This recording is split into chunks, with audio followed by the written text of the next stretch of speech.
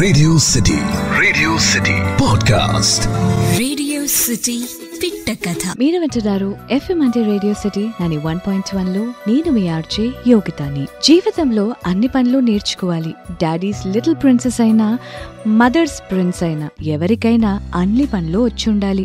చాలా మంది సుఖాన్ని మరిగిపోతారు, కానీ జీవితంలో అన్ని పనులు నేర్చుకోవడం ఎంత ఇంపార్టెంటో ఈ కథ ద్వారా తెలుసుకుందాం. అనగనగా ఒక ఊర్లో ఒక ఫ్యామిలీ ఉంది. వాళ్ళకి 2 డాటర్స్ ఉన్నారు. అందులో ఫస్ట్ డాటర్ చాలా హార్డ్ వర్కింగ్. సెకండ్ డాటర్ ఎప్పుడూ బయట షికారులకు వెళ్ళడము, ఇంట్లో పడుకొని ఉండడము అవే చేస్తూ ఉంటది. ఆ ఫస్ట్ డాటర్ ఎవరైతే ఉన్నదో ఎప్పుడు ఇంటి పని, బయట పని అన్ని చుట్టుముట్టు వచ్చేస్తూ ఉంటుంది. ఒకరోజు ఆ ఫ్యామిలీలో అమ్మా నాన్న ఆ చిన్న కూతురుని కూర్చోబెట్టి ఒక విషయం చెప్పారు. అమ్మా, ఎప్పుడైనా నువ్వు కొన్ని విషయాలు, కొన్ని పనులు నేర్చుకుంటే నీకే ఉపయోగపడతాయి. ఒకరిపైన ఆధారపడే అవసరం రాదు అని చెప్పారు. అప్పుడు ఆ అమ్మాయి అది కూడా చాలా కేర్లెస్ గా తీసుకుంది. ఒక చెవి నుంచి విని ఇంకో చెవి నుంచి వదిలేసినట్టు ప్రవర్తించేది. ఆ నెక్స్ట్ వీక్ అంతా 10 రోజులు పోయిన తర్వాత మదర్, ఫాదర్, పెద్ద డాటర్ ఎవరైతే ఉన్నారో వాళ్ళ ముగ్గురు పక్కూరు వెళ్ళారు ఏదో పని మీద. అప్పుడు ఆ చిన్న డాటర్ ఒక్కతే ఇంట్లో ఉండాల్సి వచ్చింది.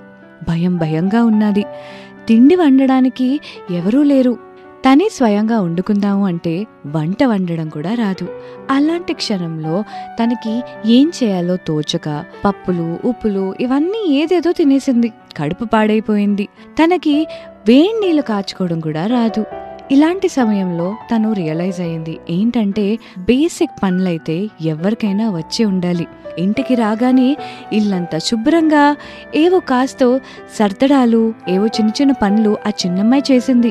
రిటర్న్ అయ్యాక వాళ్ళ ముగ్గురు చాలా ఆశ్చర్యపోయారు.